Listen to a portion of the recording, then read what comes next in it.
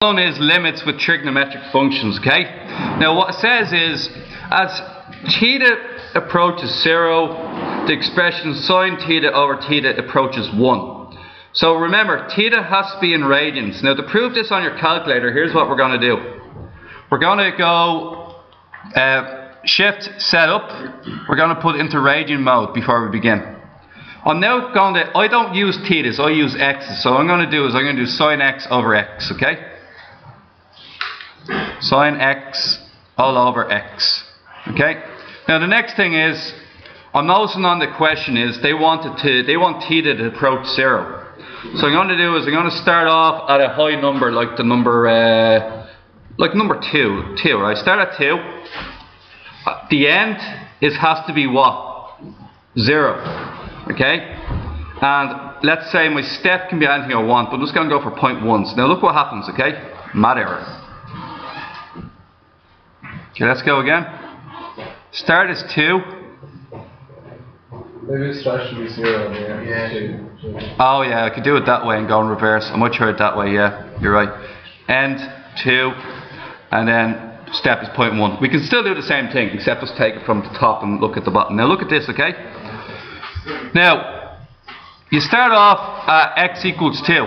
If I put in 2 radians, an angle of 2, so sine 2 radians divided by 2, I get 0.45.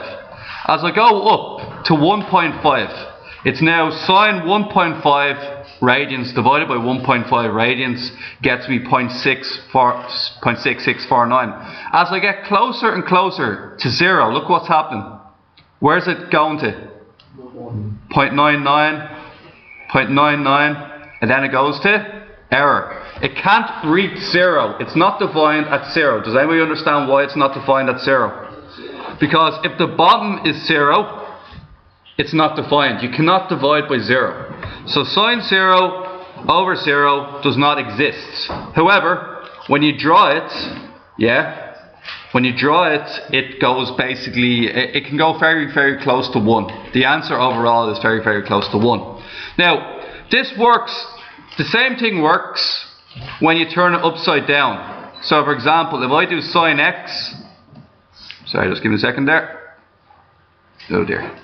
Okay, if I do x, Connor, and divided by sine x, okay, and now I do the same thing again, we can once again see that at really interesting. Oh yeah. So this time, because it's upside down, it's not a fraction anymore. Remember in the last question we had fractions here. When you turn a fraction upside down, if you turn a half upside down, it becomes 2. So you can see that it starts off well away from the number 1, but then what happens? It starts to approach the number 1. So the limit, whether it's upside down or not, is the number 1. Now, how else does this work? It also works for any version. Any number you can think of in front of the theta will also work. Now, it doesn't work for this. Because, why does it not work for this one? Because they're not the same. So it will work when they are the same. So it'll work for sine 3 theta over 3 theta. Once again, go to your calculator. Okay, we can just fix this up. And we can do sine, sine 3x. Sine 3x all over x. 3x, excuse me. And then, once again, into the calculator, 0, 2, 0.1. And look what happens. Same thing as last time. It goes up to 1. But what you notice this time, guys, the gap between 0.1 and 0.85 is not, it's a lot bigger, isn't it? But it still goes up to the number 1. Okay, so that's what's going on, guys, okay? The same thing is true for tan theta, and the same thing is true for tan theta. It's not true for cos theta. Does anybody know why it's not true for cos theta? Because as cos theta goes to 0, do you remember when sine and cos are completely out of phase? Do you remember that? Yeah. And do you remember as As sine theta goes to 0, what happens? So the value of sine theta as theta goes to 0, sine 0 is worth how much? Put it in the calculator. Like a 0. 0. So sine theta, as theta goes to 0, sine theta goes to 0. The opposite is true for cos. As theta goes to 0, cos theta ends up to be 1. On a simplified level, just please remember, works for sine, works for tan. That's all you need to know. Do you understand? It doesn't work for cos. Now that this is done, what we're going to do next is we're going to go into some questions. Look at number 4, for instance. Number 4 is the limit of x equals 0, x over sine 4x. The key to this is, we discussed earlier that for us to use our rule, we have to have 4x divided by sine 4x. Is everybody in agreement with that? For us to use the rule that this equals 1, we have to change it. If you change the top, you also have to change the bottom. So what I suggest is we do this. We multiply the top by 4, which in turn means we multiply the bottom by 4. Now look what happens. This part here now matches what? It now matches the rule, doesn't it? So we're going to get 1 multiplied by a quarter, and the answer for that is a quarter. You always match it back to the equation, okay? So you always look at the angle, and once you find out what the angle is, it's 4x. You want the 4x above it. So let me try another one for you, okay? I'm going to try number 5, okay?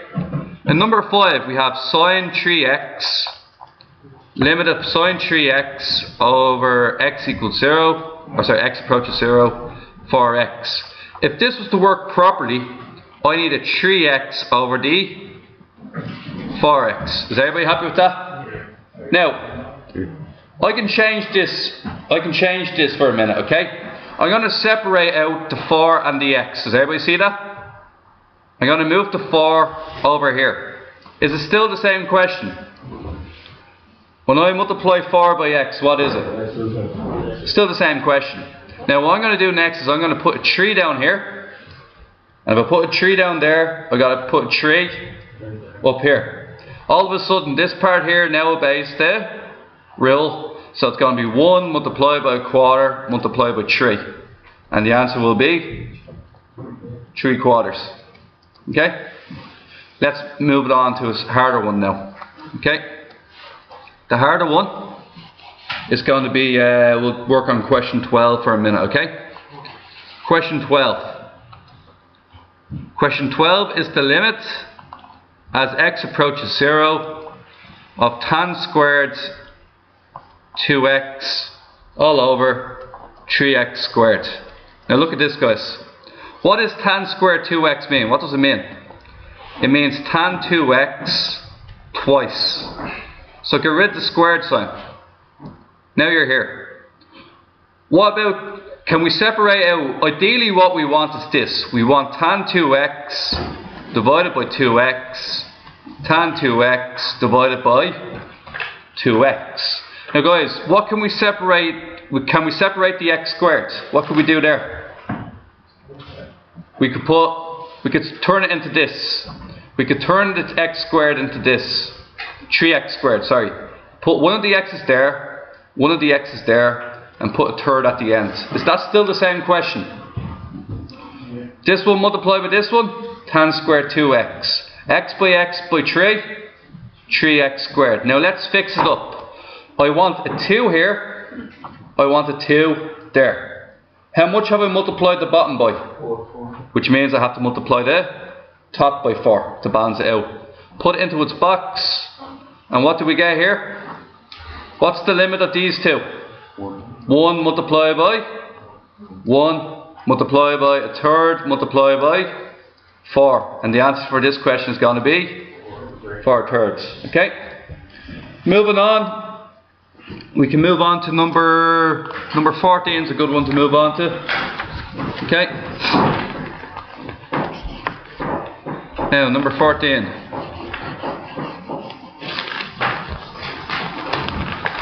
Okay. So in question 14, the limit as x approaches 0 of sine ax minus sine 2x all over x. Please remember, in previous questions, okay, I've always had it multiplied. So I can deal with this. I can deal with this here. I can deal with that. If they're multiplied by each other, I can deal with it. But if they're not multiplied by each other, I can't deal with it. So do you understand what I'm saying? You cannot deal with it unless they're being multiplied by each other. Okay? So what we're going to do here is, the two of these are not being multiplied. They're being subtracted from each other. You're going to look up a rule. Sine A minus sine B. Now what is sine A minus sine B? Sine A minus sine B. Now you're going to bear with me with this, okay? It's 2 cos A plus B over 2. Cos A minus, sine A minus B over 2. Do you remember doing that?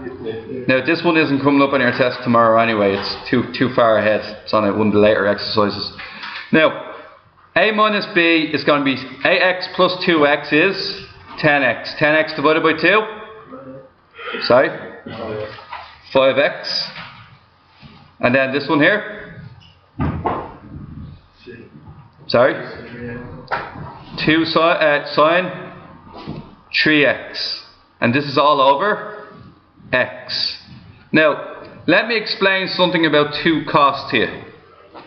Remember what I said earlier?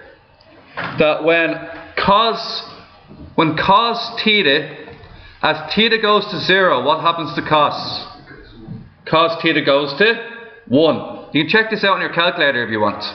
Okay, so you can write it down as something like this, okay? You can go back to your, you can put in cos theta instead. Okay?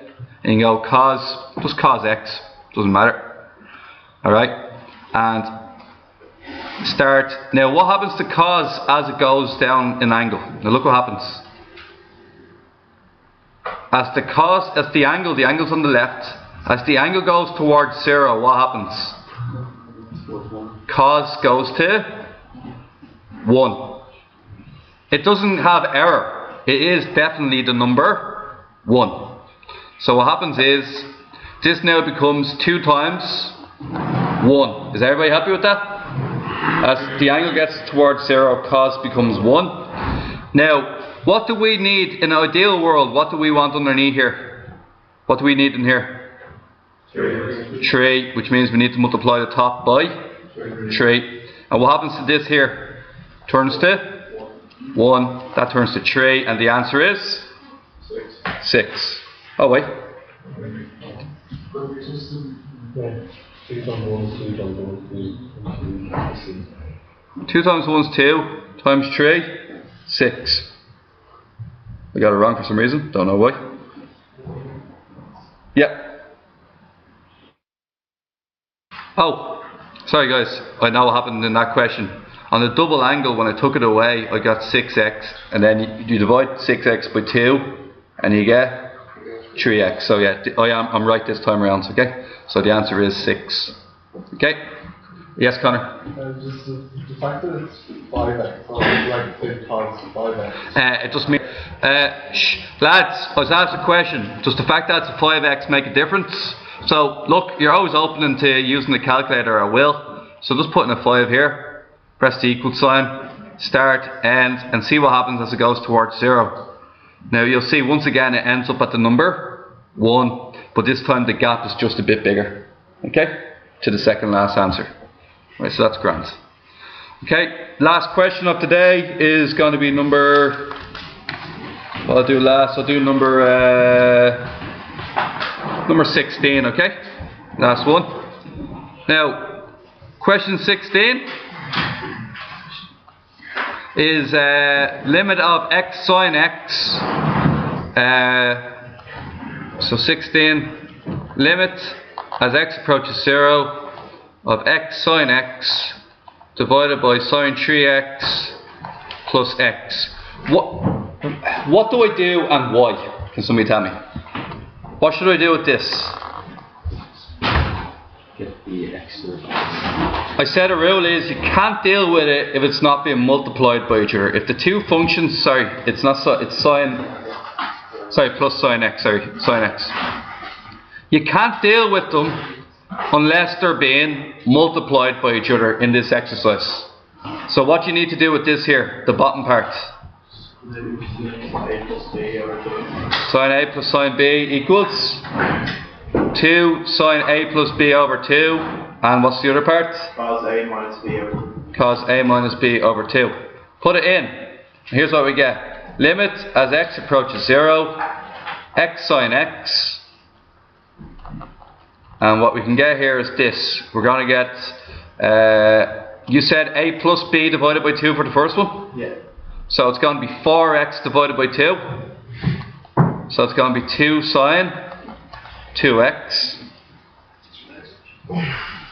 Oh, sorry. Yeah, it is going to be 2 sine 2x. And then what's the next one after that? It's going to be Cos A minus B over 2. cos x. Now guys, you can do this two different ways. I'm going to show you two different ways of getting the same answer. Okay? Here you go. In an ideal world, we're going to break up each part. Okay? I'm going to leave the sine 2x down here. I'm going to leave the cos x here. I'm going to leave the sine x here. What have I left out? 2. I've left out the 2 on the bottom. Sorry, the 2 on the bottom is going to go over here. Now, in an ideal world, what do I need up here? 2x, don't I? If I multiply the bottom by 2x, I must also multiply, if I multiply the top by 2x, I must multiply the bottom by 2x. I'm going to put an x underneath here, and I'm going to put the 2 beside this 2. Is everybody happy that it's balanced? What does the cos x need? It doesn't need anything. Because cos x on its own goes to 1 as the angle goes to 0. So I just leave it as is. Okay? Now here's my answer. This part here goes to what? 1. This part here? 1. This part here? And this part here? A quarter. Are you not missing an X? Am I not mixing an x? X sine X on your unit. Oh, I have an x on top as well, don't I? So I'll put that x on the top as well. Okay? Now, this completely, we were missing an x, guys, because we missed this x here. Could you left? So you put 2x on top, could you use that X or? I could have used that x actually, but I still needed an x on the bottom, so it worked out the same way. So look, even though I fixed it, and it should still work out. Okay, so that goes to 1, that goes to 1, that goes to 1, and this goes to a quarter of x, but x is going to turn into 0, which means the whole answer is 0. A quarter of 0 is still 0. So the answer is in fact 0. Okay? Another way of doing it, which some people might have thought of, would be to do this. Shh, lads, just showing an alternative way to finish this off. Another way to do it would have been this. Some people would say sin x over cos x is, anybody? Tan x. Tan x times x, because we're not forgetting the x this time. And then we have sin 2x on the bottom. And we have 2 down here. Now what we could do is, we could move this part underneath here. So now it's x over sin 2x. And then the 2's over the other side. Do I have everything accounted for? Where's 2? Yeah. Change this to a 2. Change that one to a 2 on the bottom. What do I need underneath the tan? I need x underneath tan, x on the bottom, x on top. Once again, turns into 1, turns into 1, turns into x over 4.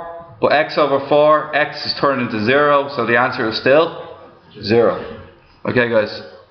Your job in class now is to do all the questions I have answered on this sheet. Start now.